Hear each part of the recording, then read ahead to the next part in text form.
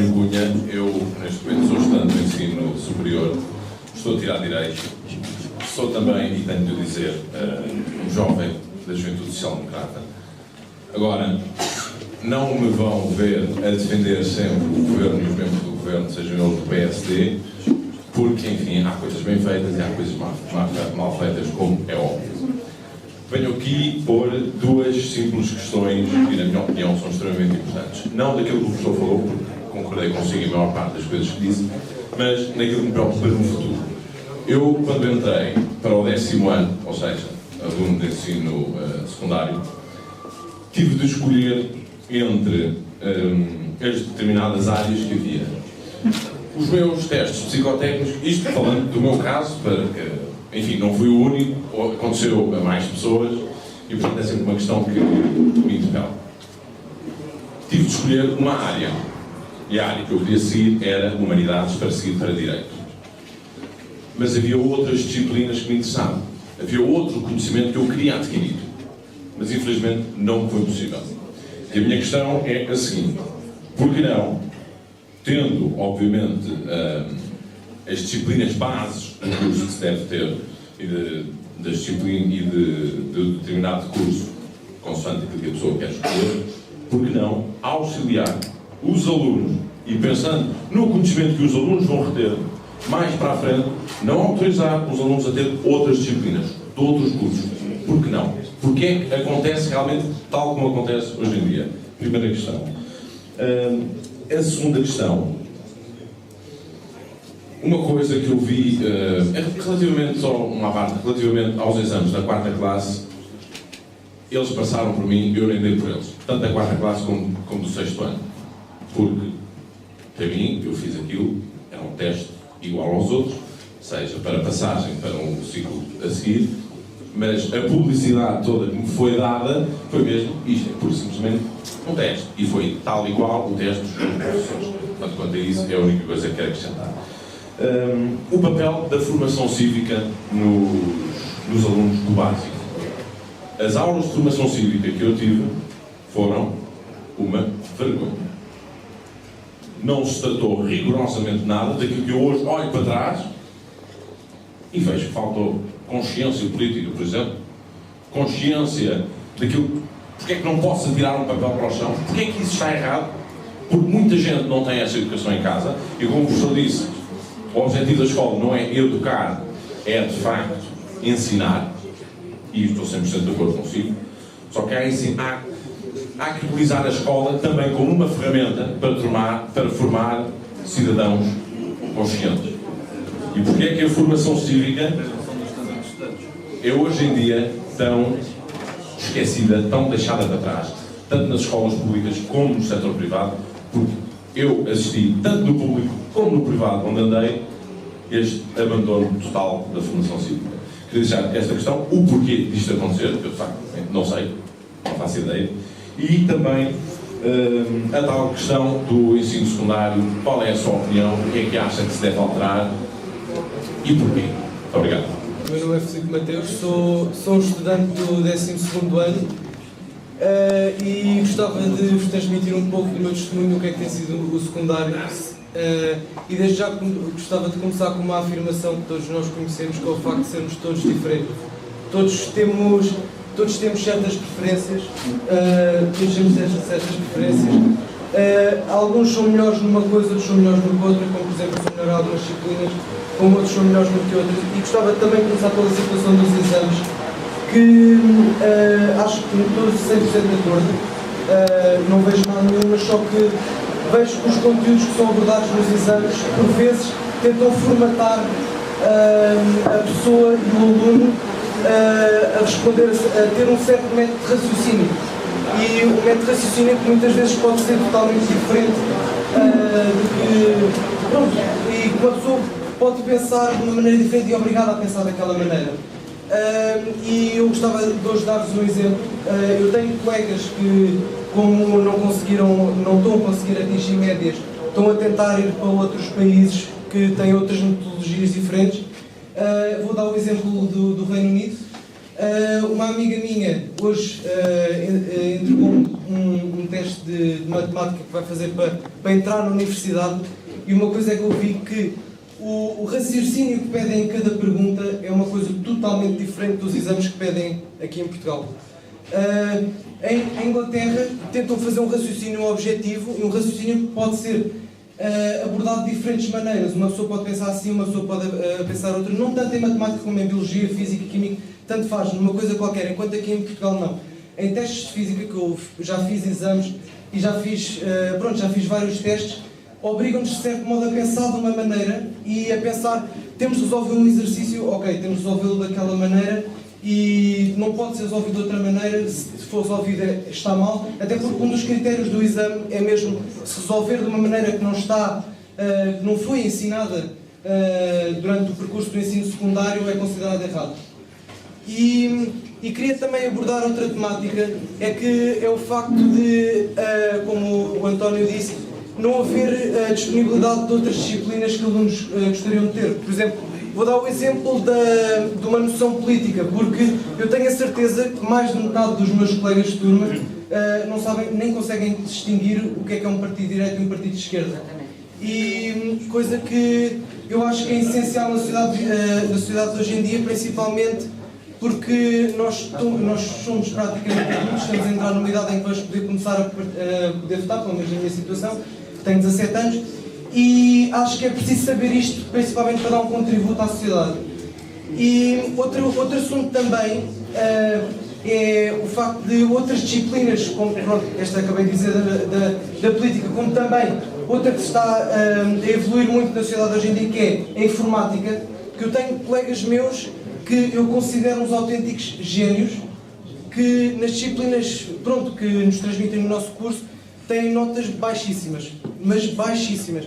E eu dei este exemplo porque eu sei que ele, noutras áreas, e estou a tomar isto de um exemplo de um colega meu, sei que ele é capaz de ser o maior gênio que alguma vez conheci em termos de informática, mas só que no curso que está não lhes é aproveitado. E depois há a situação também, mas podes ir para uma escola profissional que lá tem curso de informática. Ok, mas há sempre aquela coisa, uma pessoa, por ir para uma escola profissional, fica logo com uma ideia totalmente diferente dela, pelo menos é a concepção que hoje, na atualidade, é-nos transmitida. Não, às vezes é. E pronto, era também essa coisa que eu gostava de ter. E também outra pergunta que gostava de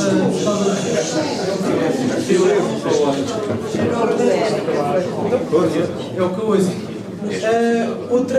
Outra pergunta que eu também gostava de colocar é a situação das médias na decisão da universidade e na decisão da vida profissional de todos, dos estudantes de hoje em dia, porque sei que há bastantes pessoas que podem não ser bons naquilo ou naquilo, como eu já referi, e por ter corrido um exame mal ou um teste mal, não conseguem entrar ou em cursos altos como a engenharia aeroespacial, medicina, ou seja lá o que for.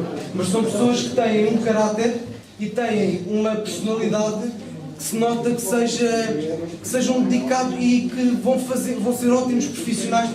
Eu estou a dar um exemplo da medicina porque é um exemplo muito pessoal, mas só que, por exemplo, podem se apresentar aptos para a situação e como uns ótimos profissionais. E a situação da média, ou seja, do exame lhe correr mal e baixar gravemente, pode condicionar essa pessoa e a pessoa pode não fazer aquilo que gostaria de fazer. Muito obrigado. Problema de autonomia.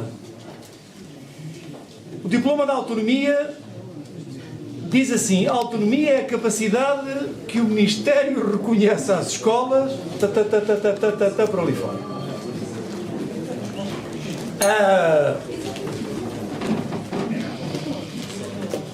Sabem as pessoas que estão aqui, que são professores, que as direções das escolas hoje são meros mangas de alpaca, introdutores de dados em plataformas do Ministério da Educação.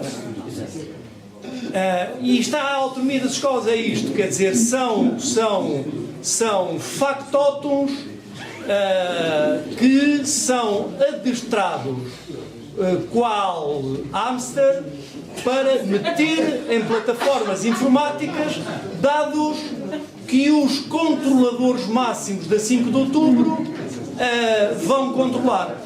É esta a autonomia das escolas. Obedecem aos autarcas e depois metem coisas nas plataformas informáticas.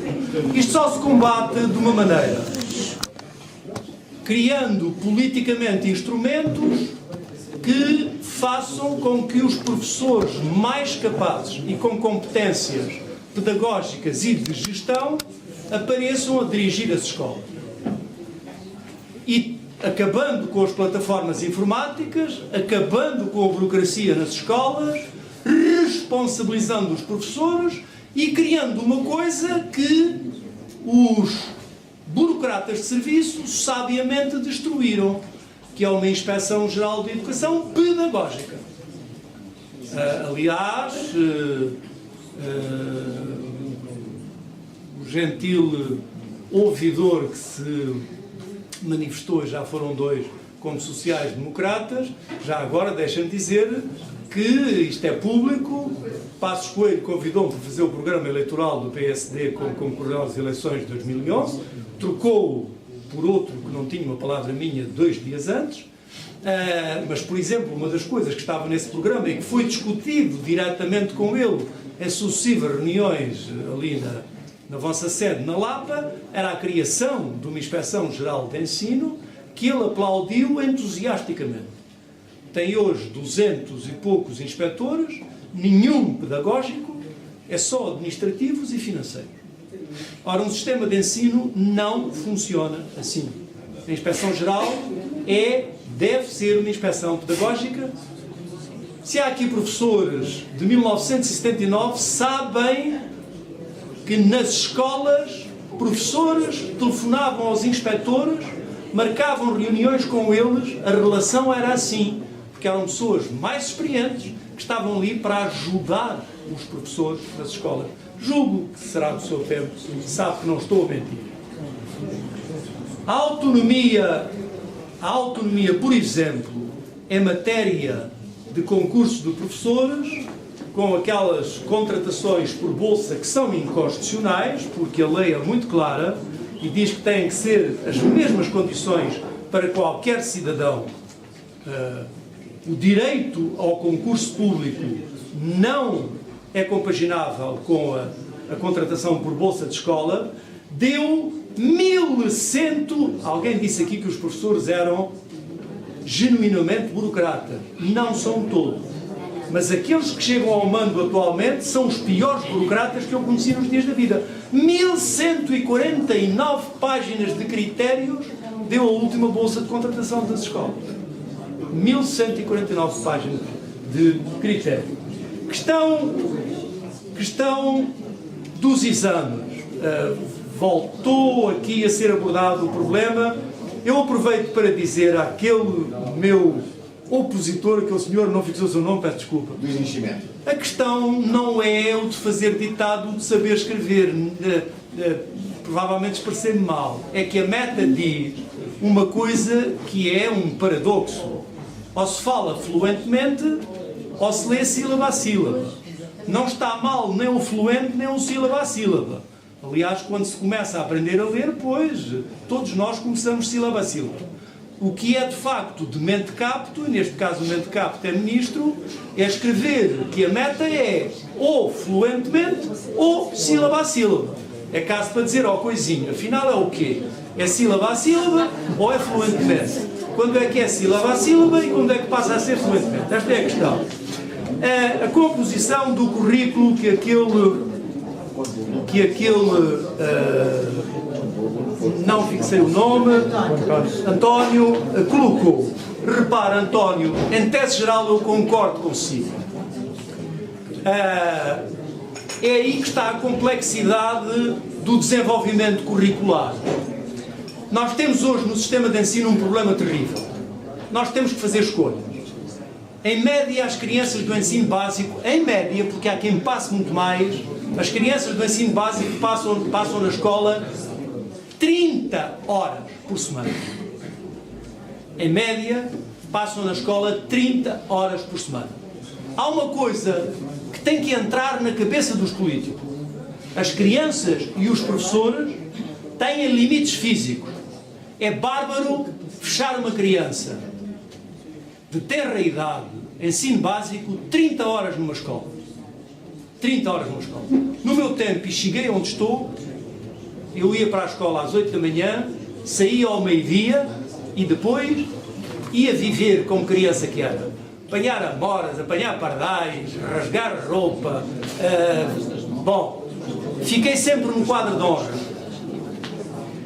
Nós temos um problema hoje. Os pais cada vez trabalham menos, quando se a sociedade estivesse organizada de outra maneira, deviam estar todos a trabalhar menos. O Toffler, quem leu o Toffler, a terceira vaga, o choque do futuro, viu as coisas lindas que ele disse, muitas verificaram-se. Em matéria de organização de trabalho, estamos exatamente ao contrário. E o problema é muito claro. Leiam o relatório de desenvolvimento humano publicado pelas Nações Unidas todos os anos. E veem rapidamente o seguinte, para não vos maçar muito. O mundo, em termos genéricos, progrediu. O PIB mundial aumentou, não cessou de aumentar. Estamos quase a erradicar a SIDA, morre-se menos de fome, etc, etc. Tudo isso é verdade. Mas temos ainda 140 milhões que morrem de fome todos os anos. E podíamos não ter se a riqueza produzida no mundo estivesse equitativamente distribuída. Temos menos pobres este ano, no relatório deste ano, do que tínhamos no ano passado. Mas o número e a riqueza dos ricos disparou barbaramente. Lá voltamos à utopia. Claro que eu sou um utópico. Aqui em Portugal, se a riqueza estivesse distribuída de outra maneira, não tínhamos a sociedade muito mais igualitária, próximo das sociedades da Noruega, da Suécia, da Finlândia, da Dinamarca. Para mim, é por aqui que a maior parte das coisas, de facto, tem que ser abordada. Currículo. Teoricamente, eu concordo com isso. Não sei se seria já no ensino secundário. Por exemplo, como sabe, nos Estados Unidos, um médico pode escolher, um médico tem que ter um determinado, um médico, um engenheiro, químico, atómico, qualquer coisa. Tem que ter um determinado número de créditos total.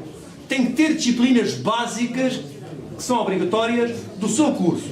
Mas depois um homem de engenharia atómica pode escolher saxofone e obtém créditos por isso. Pode aprender a limpar o rabinho das crianças e tem créditos por isso. Se me perguntar, teoricamente concordo com isso? Sim, concordo. Isso supõe uma organização de ensino, recursos que não são, por enquanto, atingíveis por nós. Nós hoje aumentámos o número de alunos por turma, temos professores hoje, obrigatoriamente, ilegalmente, a moverem-se dentro de um agrupamento de escolas, quando você ou seu funcionário, se o mandar trabalhar para 2 células da fábrica, paga-lhe o transporte. Sabe que os professores hoje andam de escola em escola, sem que lhes paguem o tempo de deslocação, deslocam-se em carro próprio ou em transporte e ninguém lhe paga. Portanto, os meios são essenciais para resolvermos as questões do currículo, que era um currículo muito mais liberal. E isto radica com uma visão eminentemente utilitarista que se tem hoje do ensino. Aquele senhor, desculpe, está na berlinda, disse-me hoje que o que lhe interessava era o madraço do sujeito que corria os 100 metros rapidamente, porque era esse que a empresa contratava. Esqueceu-se é que a escola não tem que formar cidadãos para serem contratados pelas empresas. Tem que formar cidadãos para saberem viver numa sociedade, comportarem-se civicamente e terem acesso a um tronco genérico que faz a civilização de um país. Mas a hierarquização tem outro momento, não é no momento do ensino obrigatório. É que estamos a falar de ensino obrigatório. E o ensino obrigatório não tem que ser hierarquizado nesta altura. É desse que estamos a falar. Ainda exames. Nós temos um instituto que se chama IAV. Provavelmente ninguém nesta sala leu os critérios que vêm junto às provas de exame. Eu sei, os professores esses leem. Eu posso dizer-vos que há 2 anos, nas instruções aos professores dizia-se esta barbaridade: leia sem interpretar o que se segue. Estamos aqui na casa do Pessoa. Leia sem interpretar. Como se fosse possível ler-se alguma coisa sem interpretar. Dizia o IAV. Os critérios são uma grilheta pior do que aquela com que antigamente se vestiam os loucos quando iam para o Júlio de Matos.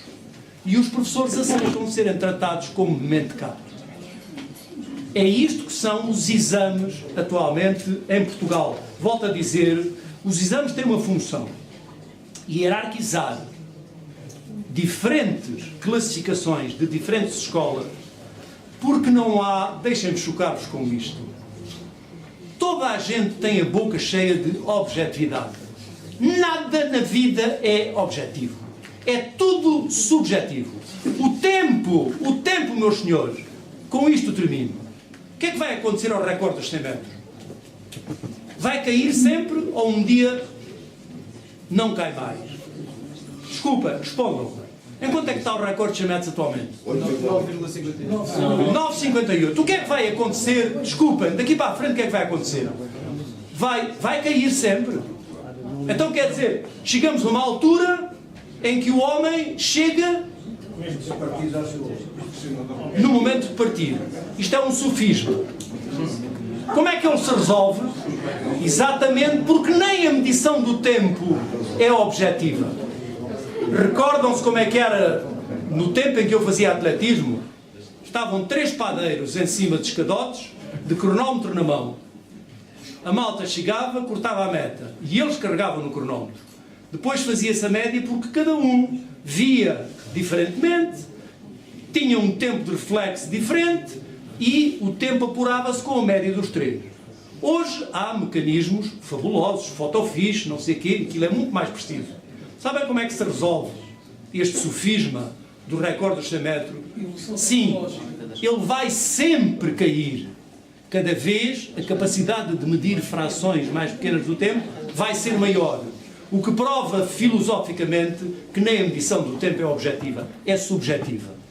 Quando uns idiotas de uns ministros da Educação querem medir aquilo que é dificílimo de medir e que não interessa nada medir, aquilo que eu defendo é reservar os exames para o final dos ciclos e entender que eles são para dizer à sociedade, a si, que quer tipos a correr rápido para a sua empresa, dizer, olha, esta escola está aqui validada por mim, não fez vigarice, está aqui. Mas isso não temos que fazer com a profusão com que se faz atualmente, com a quantidade de exames que se fazem que não me deixam tempo sequer para fazer aquilo que é validado pelos exames, que é ensinar às pessoas. Imagino que você agora ia fazer análises ao xixi todas as semanas. Faria sentido? Medicina. Média tem toda a razão. É um disparate. Tem isso escrito há mais de 20 anos. Há mais de 20 anos. Coisas sérias para perceber se um determinado jovem dá ou não dá um bom médico, ninguém faz. Agora, com 18.9 entra, com 18.7 não entra. Aeroespacial é bem pior. Como? Aeroespacial. Sim, e há várias. Professor, desculpe, eu não queria interromper, mas já que está nisso, desculpe, como não me deixar falar, eu vou só fazer uma pergunta. Por que razão, para evitar esta profusão de classificações, e muitas delas é tudo relativizado, concordo consigo, porque a medição é uma medição aleatória, são médias de médias, por que razão é que não são as universidades a fazer os exames. Porque aí o aluno ia a todas as universidades. Porquê, senhor professor? Diga-me porquê. Não lhes sei dizer, sei lhe dizer que era muito melhor modelo do que este. E, sobretudo, coisas que de facto fossem relevantes para ver. A resposta é simples. Os professores universitários não trabalham grátis como os da secundária trabalham. Senhor professor, é que eu tenho colegas, com licenciado no Instituto Superior Técnico, tenho colegas meus que em off dizem tínhamos mais que fazer que era avaliar exames de alunos que querem entrar. E agora, até para o técnico ninguém quer entrar, que é um curso de menos importância. Mas os outros, ninguém quer fazer. Os professores universitários, eu estou a falar dos professores universitários, nem sequer estão vocacionados para isso, nem querem. E o senhor professor sabe que isso é verdade. Sei. Eu tenho muito respeito pelos professores do ensino secundário. Tenho respeito menos pelos do ensino superior, porque são uns privilegiados, e mais não digo. E já agora, só outra pergunta, no encadeamento, o senhor professor acha normal que a escolaridade obrigatória é até o 12º ano, neste momento, e uma pessoa licencia-se com mais 3 anos? A diferença entre ser, agora vou dizer uma enormidade, não me leva a mal, um ignorante, que é ter o 12º ano, que seria a 4ª classe, quando eu tenho 56 anos, quando eu tirei a 4ª classe, entre ser um ignorante e ser um licenciado, passámos a 3 anos. O senhor professor acha... Não acho. Acha que isso é um bom destino para o ensino? Não parece. Posso lhe dizer, dirigia uma faculdade deste país na altura em que se criou Bolonha. Está escrito aí. Fui dos mais acérrimos opositores a Bolonha. Mas Bolonha tem uma lógica. É que o utilitarismo, os modelos para roubar financiamento, desresponsabilizar o Estado pelo financiamento do ensino superior e pôr as famílias a financiarem o ensino superior, o modelo foi Bolonha. Não foi só aqui. Isto foi da Europa inteira. Para pagar a licenciatura, obriga-se a pagar a licenciatura. Não. Depois passaram a exigir, que é o que acontece hoje, a um professor. Ninguém hoje pode ser professor com uma licenciatura, tem que ter um mestrado. Só que o mestrado é integralmente pago pelo aluno. E ainda assim, baixou de facto o nível de exigência. Terrivelmente. Mesmo só para concluir, na altura quando saí do governo, fui montar a Escola Superior de Educação de Santarém. Sabe como é que eram admitidos os alunos que queriam fazer curso de professores na Escola Superior de Educação de Santarém? Eu vou dizer. Está lá, é público. Tinham 3 provas. 3 provas. Uma delas, escolhiam um tema que preparavam em casa, tinham 10 dias para preparar. Era uma exposição onde era apreciado a capacidade expositiva, a retórica do aluno, o conhecimento profundo numa determinada área que escolhiam. Esse preparavam. E faziam a apresentação num anfiteatro, com um júri, com um público. Outro era a representação de um sketch teatral. É fundamental para se ser professor. E a terceira era, de facto, responderem em prova oral num exame clássico sobre a matéria que era essencial, as matérias básicas do curso que iam fazer. Sabe o que é que aconteceu? Passámos a ter um problema terrível de aluno. Porque a rapaziada toda, isto passava-se em Santarém, em vez de irem para Santarém, iam para as outras todas onde não pediam nada disto.